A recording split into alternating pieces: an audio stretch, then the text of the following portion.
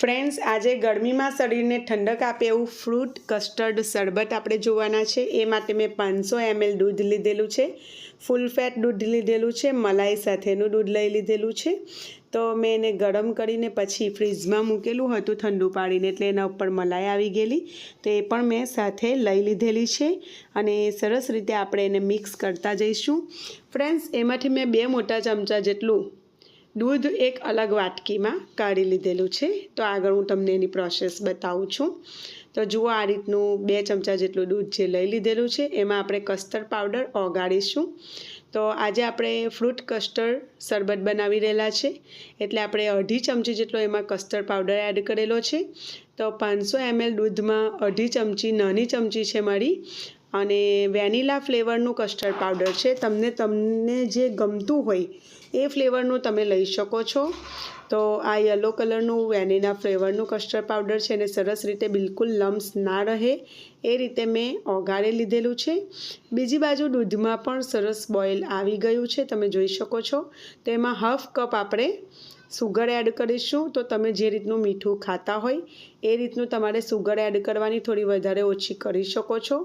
અને ફરી થોડી વાર સુધી આપણે એને થવા દઈશું, એટલે બીજી 3 થી 4 મિનિટ આપણે એને થવા દઈશું, અને પછી આપણે એમાં એલચી પાવડર એડ કરીશું।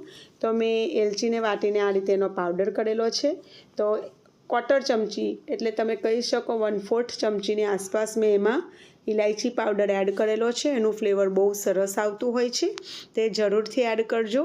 અને સરસ દૂધમાં બોઇલ આવી જાય એટલે પછી આપણે એમાં દૂધ, જે પેલું કસ્ટર્ડ આપણે દૂધમાં એડ કરેલું છે એ એડ કરીશું। તો ગેસની ફ્લેમ અત્યારે મેં સ્લો કરી દીધી છે, અને એક હાથેથી હલાવતા જઈને બીજા હાથેથી જે કસ્ટર્ડનું ગોલ બનાવેલું એ બધું મેં એડ કર્યું છે। તો હવે કસ્ટર્ડ પાવડરવાળું ગોલ આપણે એડ કરીશું ને ફ્રેન્ડ્સ, એટલે સરસ એવી થિકનેસ આવશે। તો આપણે બહુ વધારે થીક નથી રાખ્યું। તો આ ટાઈમ પર જો તમે કસ્ટર્ડનું ફ્રૂટવાળું જે કસ્ટર્ડ બનાવવામાં આવે છે એ તમે બનાવતા હોય તો તમારે કસ્ટર્ડનું પ્રમાણ થોડુંક વધારે લેવાનું। આજે આપણે શરબત બનાવી રહેલા છે, તો દૂધ કસ્ટર્ડ ફ્લેવરનું શરબત, અને એ માટે આપણે અડધી ચમચી યુઝ કર્યું છે કસ્ટર્ડ પાવડર। હવે થઈ ગયું છે સરસ ઠીક, એટલે મેં ગેસની ફ્લેમ બંધ કરી અને એને સરસ ઠંડુ પડવા દીધેલું, અને મેં ફ્રીજમાં પણ પછી એને મૂકી દીધેલું 1 કલાક સુધી, એટલે સરસ ઠંડુ થઈ ગયું છે। તો હવે આપણે એમાં ફ્રૂટ્સ એડ કરીશું। તો ફ્રૂટ્સમાં મેં એપલ, બનાના, ચીકુ અને દાડમ લીધેલી છે।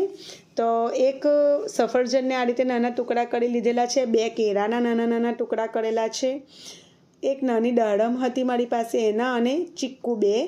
તો ફ્રેન્ડ્સ, તમારી પાસે જે પણ ફ્રૂટ્સ અવેલેબલ હોય એના એકદમ નાના નાના પીસ કરી લેવાના, અને આ ટાઈમે એમાં આપણે એડ કરી દેવાનું। સરસ રીતે આપણે એમાં મિક્સ કરવાનું, અને જુઓ, મેં એમાં કાજુ અને બદામનું સરસ રીતે આ રીતે સ્લાઇસ કરેલી છે, અને એક નાની વાટકી ભરીને મેં એડ કર્યા છે।